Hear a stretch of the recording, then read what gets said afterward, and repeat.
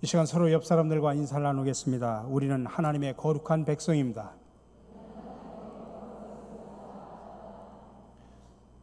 우리가 주일마다 신명기를 지금 강의하고 있습니다. 이제 벌써 7장으로 넘어왔습니다.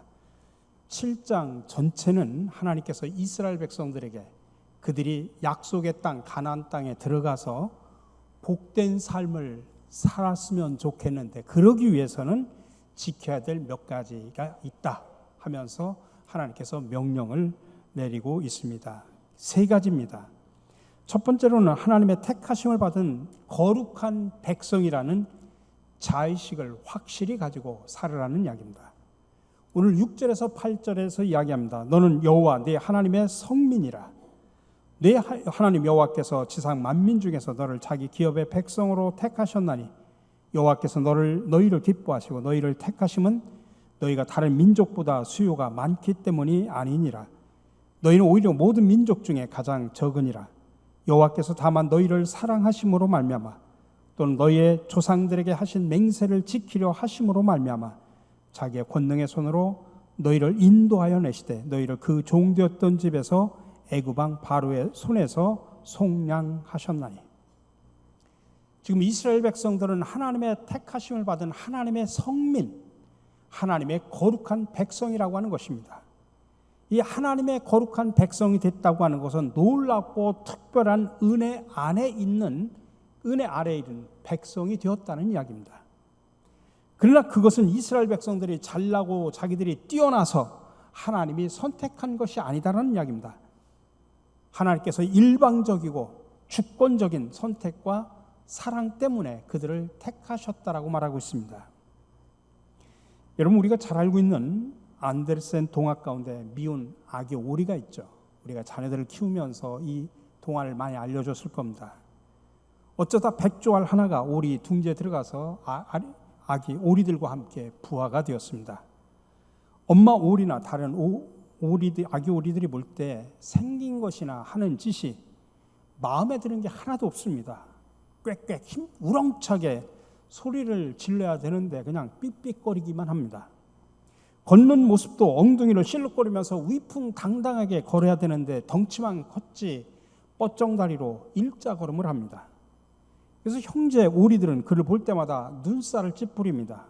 미워하고 때로는 부리로 쫓고 못살게 굽니다. 엄마 오리도 걱정이 태산입니다. 어쩌다 저런 변종이 태어났을까? 아니, 미운 아기 오리 스스로도 늘 자신이 미웠습니다. 나는 왜 이 모양일까? 어떻게 해야 내가 저 형제들이나 엄마의 걱정을 덜어줄 수 있을까?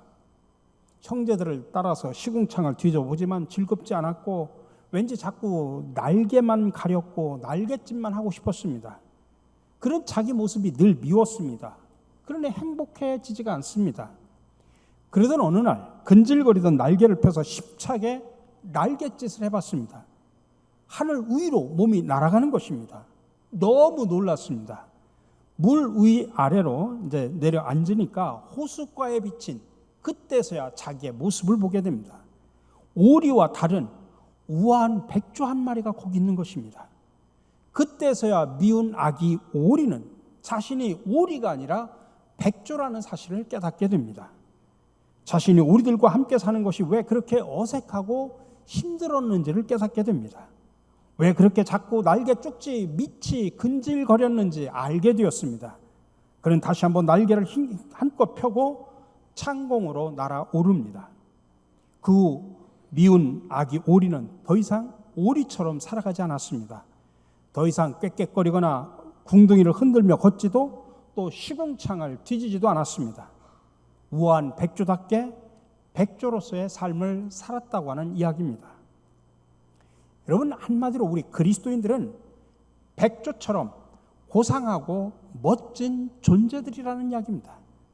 근데 정말 너무나 많은 그리스도인들이 오리처럼 살아가고 있습니다. 오리 흉내를 내면서 오리처럼 살려고 몸부림을 치고 있습니다. 아니, 그 오리들에게 인정받고 칭찬받으려고 땀을 흘리며 살아가고 있습니다. 사회 심리학에서는 이런 현상을 정체성의 위기라고 표현합니다. 자기가 누구인지를 잊어버린 채 자기도 아니고 남도 아닌 뒤죽박죽의 삶을 살게 되면서 겪게 되는 위기, 그게 바로 정체성의 위기입니다. 신약성경 베드로전서 2장 9절에서 10절에 이렇게 말합니다. 너희는 택하신 족속이요 왕같은 제사장들이요 거룩한 나라요 그의 소유가 된 백성이니 이는 너희를 어두운 데서 불러내어 그의 기이한 빛에 들어가게 하신 이의 아름다운 덕을 선포하게 하려 하심이라. 너희가 전에는 백성이 아니더니 이제는 하나님의 백성이요 전에는 긍휼을 얻지 못하였더니 이제는 긍휼을 얻은 자니라. 여기서 너희는 택하신 족속이라고 말합니다. 그래서 우리 그리스도인들이 먼저 알아야 될 가장 중요한 것은 뭐냐면 우리는 하나님의 선택을 받은 거룩한 하나님의 백성이라고 하는 자의식이 분명해야 됩니다. 그것도 우리가 하나님을 선택한 것이 아니라 하나님이 우리를 선택하여 하나님의 자녀, 하나님의 백성으로 삼아주셨다는 이야기입니다. 그래서 예수님은 요한복음 15장에서 이렇게 말합니다. 너희가 나를 택한 것이 아니요 내가 너희를 택하여 세운 것이니라. 믿으시기 바랍니다. 하나님은 저같이 부족한 종을 택하시고 부르셔서 목사의 사명을 감당하게 하셨습니다. 하나님은 여러분들이 똑똑하고 잘나서가 아니라 하나님의 주권적인 사랑과 은총으로 여러분들을 택하셔서 장로, 권사, 집사의 직임을 주셨습니다. 그리고 각 분야에서 사역하도록 만드셨습니다. 그러니 이것을 명심하시고 선택받은 하나님의 백성답게 자부심을 가지고 신앙생활하시는 저와 여러분들이 되시기를 간절히 축원합니다. 두 번째로 가나안 땅에 들어가서 두려워하지 말라는 이야기입니다. 왜냐하면 하나님께서 함께 하실 것이고 이스라엘 백성들이 두려워할 만한 상대들을 하나님께서 친히 다 물리쳐 주시기 때문이라는 이야기입니다. 하나님께서는 이스라엘 백성들을 가나안 땅에 그냥 혼자 들어가라고 말하지 않습니다. 하나님께서 구름기둥과 불기둥으로 친히 인도하셔서 들어가게 하시고 비록 그 땅에 거하는 족속들이 이스라엘보다도 숫자가 많고 그들의 힘이 세다고 할지라도 하나님께서 다 쫓아내심으로 인해서 그 땅을 차지하게 될 것이기 때문에 두려워하지 말라는 이야기입니다. 그래서 오늘 1절에서 2절에서 말합니다. 내 하나님 여호와께서 너를 인도하사 내가 가서 차지할 땅으로 들이시고 네 앞에서 여러 민족 헷 족속과 기르가스 족속과 아모리 족속과 가나안 족속과 브리스 족속과 히위 족속과 여부스 족속과 곧 너보다 많고 힘이 센 7 족속을 쫓아내실 때 네 하나님 여호와께서 그들을 내게 넘겨 내게 치게 하시리라. 그래서 17절 18절에서 말합니다. 네가 혹시 심중에 이르기를 이 민족들이 나보다 많으니 내가 어찌 그를 쫓아낼 수 있으리요 하리라만 그들을 두려워하지 말고 내 하나님 여호와께서 바로와 온 애굽에서 행하신 것을 잘 기억하라. 그리고 21절에서 말합니다. 너는 그들을 두려워하지 말라. 너희 하나님 여호와 곧 크고 두려운 하나님이 너희 중에 계심이니라. 그러니 두려워하지 말라는 이야기입니다. 그럼에도 불구하고 이스라엘 백성이나 우리는 현실에서 어려움과 난관을 부딪히면 많은 사람들이 두려워합니다. 근데 이 두려움이라고 하는 것은 우리에게 4가지 부정적인 결과를 가져다 줍니다. 하나는 우리의 잠재력을 마비시켜버립니다. 두려움을 갖게 되면 하나님이 주신 무한한 잠재력이 내게 있어도 그것을 쓸 기회를 두려움 때문에 잃어버린다는 이야기입니다. 그래서 나폴레옹 힐이라는 분은 이렇게 말했습니다. 공포는 모든 논리를 무력하게 하고 모든 상상을 파괴하고 모든 자신감을 꺾어버리고 모든 열성을 지워버리고 모든 의욕을 없애버리는 힘을 지니고 있다. 그리고 사람들을 나태와 비창과 불행에 빠뜨리고 만다. 두 번째로 두려움은 우리의 인간관계도 파괴시켜버립니다.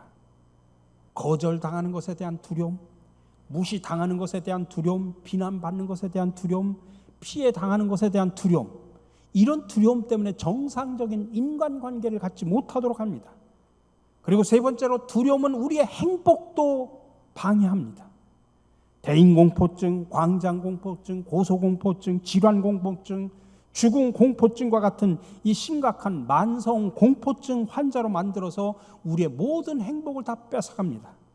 그래서 세네카는 두려움이 있는 곳에는 절대로 행복이 없다라고 말합니다. 마지막으로 두려움은 우리의 성공도 방해합니다.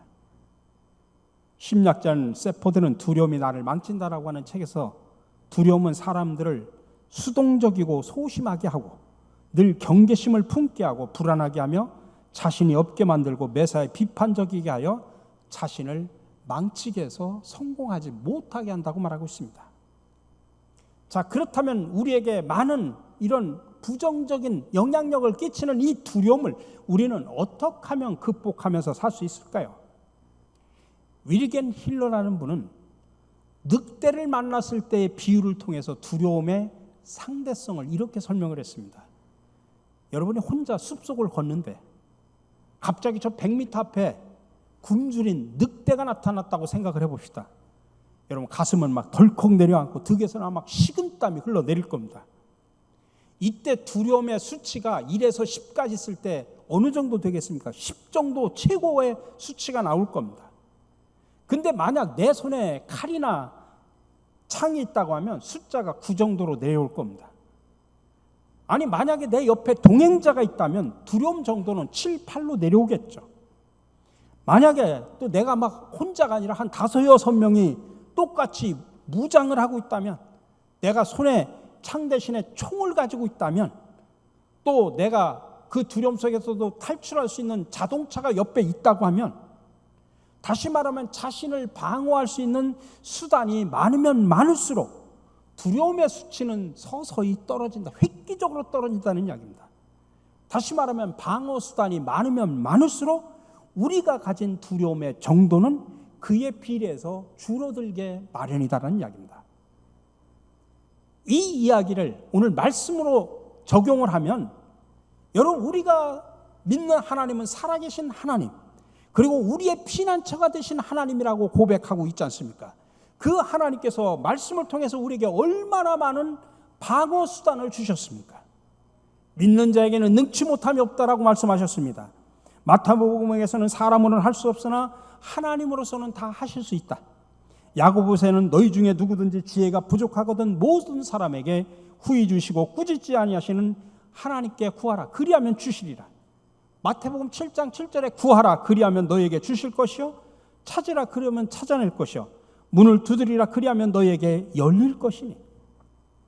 그러니 우리는 하나님이 우리의 힘이 되시고 피난처가 되시기 때문에 그런 많은 방어 수단이 있기 때문에 두려움을 극복할 수 있다는 이야기입니다. 하나님은 우리의 피난처만 되시는 게 아니라 힘이 되어 주신다는 사실 기억하시면서 어떤 역경 속에서도 두려워하지 않기를 간절히 바랍니다. 세 번째로, 하나님의 택하심을 받은 백성이 복받고 사는 길은 오직 하나님의 명령에 순종하는 것이다라는 이야기입니다. 오늘 9절에서 15절에서 말합니다. 그런즉 너희는 알라 오직 내 하나님 여호와는 하나님이시여 신실하신 하나님이시라. 그를 사랑하고 그의 계명을 지키는 자에게는 천대까지 그의 언약을 이행하시며 인애를 베푸시되 그를 미워하는 자에게는 당장 보응하여 멸하시나니 여호와는 자기를 미워하는 자에게 지체하지 아니하시고 당장에 그에게 보응하시느니라. 그런즉 너는 오늘 내가 네게 명하는 명령과 규례와 법도를 지켜 행할지니라. 너희가 이 모든 법도를 듣고 지켜 행하면 내가 복을 받음이 만민보다 훨씬 더하여. 여러분 성경은 처음부터 마지막까지 창세기서부터 요한계시록까지 일관되게 우리에게 요구하는 것이 뭐냐면 하나님의 말씀에 순종하라, 하나님의 말씀을 믿고 지켜 행하라 라고 하는 것이 일관되게 나오는 이야기입니다. 에덴 동산에서의 불순종은 우리로 하여금 생명나무로 가는 길을 막아버렸습니다. 그러나 요한계시록의 순종은 그 길을 다시 회복시켜 줬습니다. 로마서에 서서 말하죠. 한 사람 아담의 불순종으로 전 인류에게 불행이 왔고 한 사람 예수님의 순종으로 모든 인류에게 구원과 행복이 온 것입니다. 여러분 우리 주변에 같이 신앙생활하는 사람들 가다 보면은 열심히 교회 다니고 열심히 신앙생활하고 신앙의 연수도 깊은데 어느 날 갑자기 신앙생활을 하지 않습니다. 교회를 떠나버립니다. 하나님과 동행하던 많은 사람들이 왜 갑자기 그렇게 격길로 빠질까요? 여러 가지 이유가 있을 겁니다. 뭐 사람 때문에 상처를 받았습니다. 어떻습니다 하면서 다양한 이유를 댈 수 있지만 가장 밑에 근본적인 것은 불순종 때문에 그렇습니다. 하나님의 말씀에 대한 불순종입니다. 그렇기 때문에 순종은 우리 신앙생활의 출발점이자 최후의 목표란 사실을 아셔야 됩니다. 그러니 여러분, 순종하는 만큼 닫힌 인생이 열린 인생이 되는 줄로 믿으시기 바랍니다. 내가 말씀에 순종하는 만큼 적자 인생이 흑자 인생으로 변화됨을 믿으시기 바랍니다. 내가 말씀에 순종하는 만큼 패배 인생이 승리 인생으로 바뀌는 줄로 믿으시기 바랍니다. 그러므로 우리 모두 하나님의 말씀에 항상 순종하면서 살아가는 복된 성도 여러분들이 되시기를 주님의 이름으로 간절히 축원합니다. 마지막으로 오늘 우상과 우상 숭배를 하는 족속을 없애라는 것입니다. 우리로 하여금 하나님의 명령을 지키지 않게 만들고 하나님을 잊어버리게 만들고 하나님의 진노를 일으키는, 그래서 결국에는 하나님의 백성들을 망하게 만드는 우상 없애라는 이야기입니다. 이 명령을 지키는 데는 관용이라는 게 없습니다. 단호하고 가차없이 해야 된다는 이야기입니다. 오늘 5절입니다. 오직 너희가 그들에게 행할 것은, 다시 말하면 이들이 가나안 땅에 들어가서 가나안 땅에 사는 7 족속들이 있는데 그들에게 행할 것은 이러하니 그들의 제단을 헐며 주상을 깨트리며 아세라 목상을 찍으며 조각 우상들을 불사를 것이니라. 16절에서 말합니다. 내 하나님 여호와께서 내게 넘겨주신 모든 민족을 내 눈이 긍휼히 여기지 말고 진멸하며 그들의 신을 섬기지 말라. 그것이 내게 올무가 되리라. 여러분, 드라큘라가 싫어하는 사람이 누군지 아십니까? 목이 더러운 사람이랍니다. 목이 짧은 사람. 그럼 드라큘라가 가장 싫어하는 사람이 누군지 아십니까? 피도 눈물도 없는 사람이랍니다. 그러면 하나님께서 싫어하시는 사람이 누군지 아십니까? 죄짓고 회개하지 않는 사람, 하나님의 말씀을 듣고도 순종하지 않는 사람, 교만한 사람 등등입니다. 그러면 하나님께서 가장 싫어하는 사람은 누군지 아십니까? 바로 우상 숭배하는 사람입니다. 자, 그렇다면 우상 숭배라고 하는 게 뭘까요? 성경이 말하는 우상 숭배는 2 가지로 구분해서 이해할 수 있습니다. 하나는 외형적인 우상 숭배가 있습니다. 하나님이 아닌 것을 하나님으로 섬기는 것입니다. 그러니까 하나님, 창조주이신 하나님께서 만드신 그 피조물을 신격화시켜서 하나님으로 섬기는 행위, 그 우상 숭배는 겉으로 드러나지 않습니까? 그래서 외형적인 우상 숭배라고 말합니다. 또 하나는 내면적인 우상 숭배가 있습니다. 하나님 아닌 것을 하나님처럼 사랑하고 의지하는 것, 그것도 우상 숭배입니다. 근데 성경 골로새서 3장 5절에 보면 주목할 만한 말씀이 나옵니다. 탐심은 우상 숭배니라. 다른 이야기는 안 하는데 탐심은 우상 숭배니라. 그 앞에 여러 가지 죄목을 이야기하면서 그걸 피하라고 이야기하는데 끝에 가서 탐심은 우상 숭배라고 표현합니다. 그럼 왜 탐심이 우상 숭배일까요? 탐심이라는 게 뭔가를 탐내는 마음이지 않습니까? 때로는 우리 마음속에 탐심이 밀려올 때가 있습니다. 그러면 우리는 그것에 마음을 빼앗깁니다. 마음속에 그것이 떠나질 않습니다.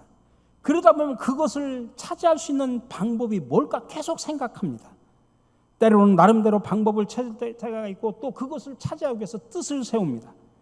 그리고는 그것을 얻고자 하는 그 뜻을 실현하기 위해서 최선을 다해 노력합니다.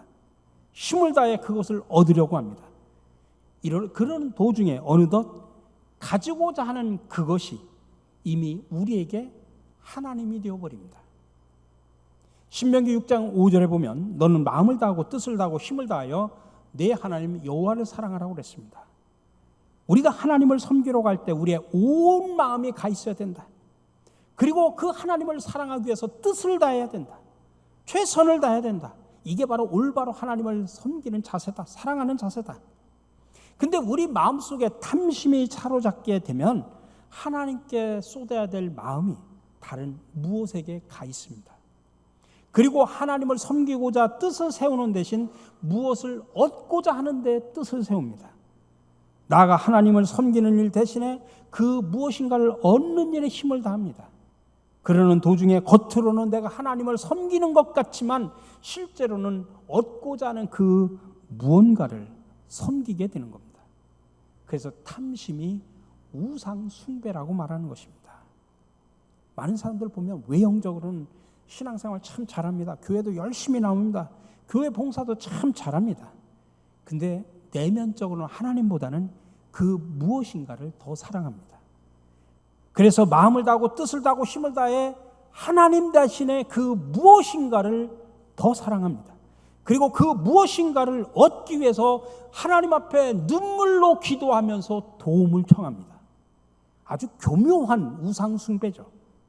그게 바로 내면적인 우상 숭배입니다. 신학자 폴 틸리라는 분이 있는데 그분은 우상에는 두 가지 특징이 있다고 그랬습니다. 하나는 매력이 있다. 참 우상에는 매력이 있어요. 그게 우상이 되려면 눈에 콩깍지가 씌일 정도로 사람의 마음을 잡아 끄는 매력이 있다. 또 하나는 힘이 있다는 겁니다. 그것이 우상이 되려면 누군가의 인생에 거역하기 힘든 영향력을 미칠 수 있는 힘이 있다는 것입니다.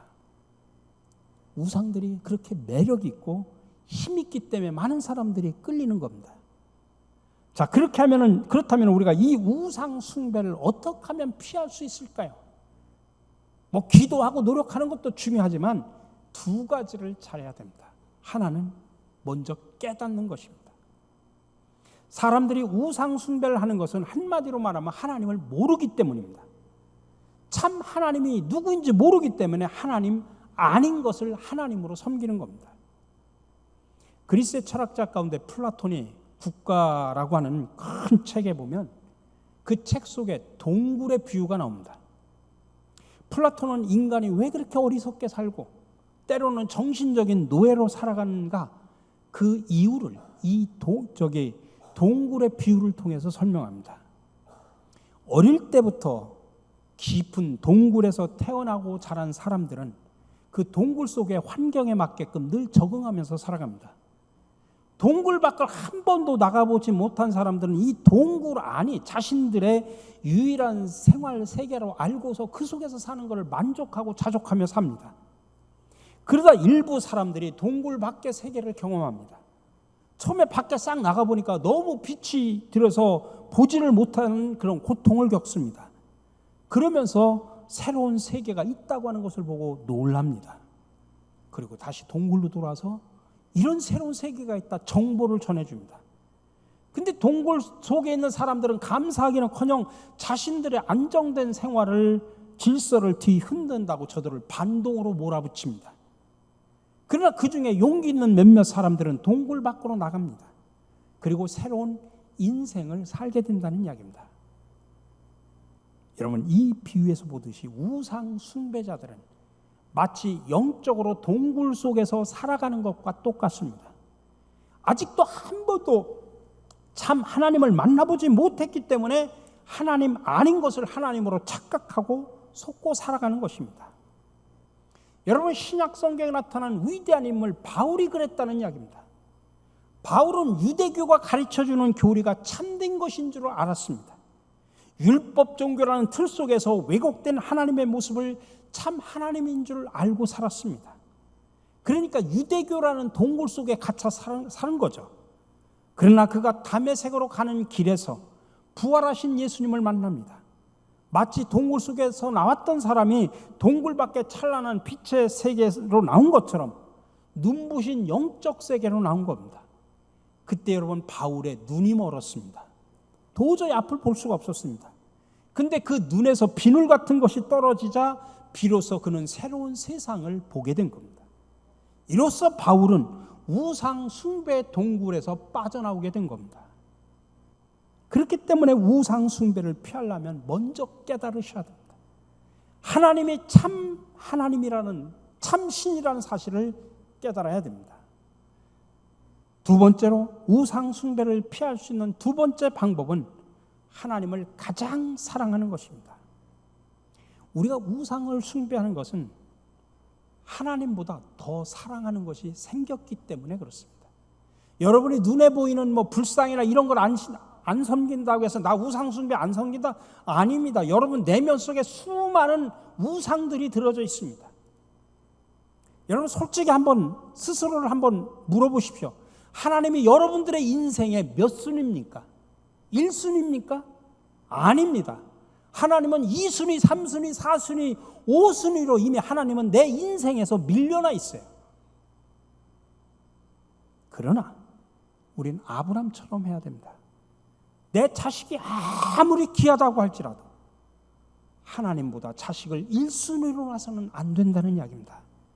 하나님을 더 사랑하셔야 됩니다. 여러분, 내 사업이 소중하고 내 학문이 소중하고 내 인기가 소중하고 내가 명예가 소중해도 하나님보다 그것을 더 사랑해서는 안 됩니다. 그러면 그것이 여러분들에게 우상이 되기 때문입니다. 그러므로 이제 우리는 오직 하나님만을 제1로 사랑하며 살아가야 됩니다. 내 삶 속에서 그 어떤 우상이 생겨나지 않도록 하셔야 됩니다. 나도 모르는 사이에 내 주변에 독버섯처럼 자라고 있는 우상들을 제거하셔야 됩니다. 사랑하는 성도 여러분, 오늘 우리도 예수 그리스도 안에서 하나님의 자녀가 되고 하나님의 거룩한 백성이 되었음을 믿으시기 바랍니다. 하나님께서 옛 이스라엘 백성들에게 살게 하신 그 가나안 땅에는 그들보다 더 많고 힘이 센 족속들이 살고 있었습니다. 아니, 그 7 족속들 뿐만 아니라 주변에는 애굽, 아수르, 바벨론 같은 그때 당시에 정말 강대국들의 속에서 이스라엘이 있을 수밖에 없었습니다. 그 가운데서도 이스라엘 백성들이 자리 잡고 살 수 있었던 것은 하나님께서 택하신 백성, 하나님의 거룩한 백성이었기 때문에 가능했습니다. 여러분, 오늘 우리 주변도 봅시다. 사악의 강대국, 정말 우는 사자처럼 우리를 삼켜먹으려고 지금 으르렁거리고 있습니다. 그들의 군사력, 그들의 경제력, 우리가 상대하기조차 힘듭니다. 두려움이 일어날 수밖에 없죠. 그러나 이때 하나님께서는 오늘 말씀을 통해서 우리가 사는 길을 분명하게 말씀하고 있습니다. 그 길은 하나님의 택하심을 받고 거룩한 삶의 부르심을 받은 하나님의 백성이라고 하는 자각이 있어야 된다. 그리고 어떤 상황 속에서도 두려워하지 마라. 하나님이 함께 하신다. 그리고 우리와 우리 민족이 복받는 길은 오직 하나님의 말씀에 순종하는 길이라. 그리고 우리로 하여금 하나님의 명령을 지키지 않게 만들고 하나님을 잊어버리게 하고 하나님의 진노를 일으키게 하는 모든 우상을 멀리하라는 것입니다. 여러분, 그럴 때 우리는 가나안 땅에서 또 새로운 세계 속에서 복된 백성으로, 복된 민족으로 살아갈 수 있다고 하는 것입니다. 그 복된 민족이, 그 가정이 저와 여러분의 가정, 우리 민족이 되기를 간절히 바랍니다. 오늘 마지막으로 6절 우리 다 같이 고백하며 우리가 마지막으로 읽고 말씀을 마치겠습니다. 너는 여호와 내 하나님의 성민이라.